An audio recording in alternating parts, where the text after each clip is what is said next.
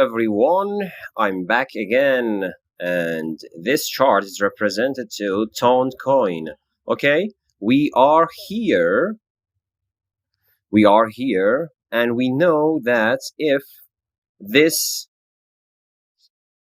if this support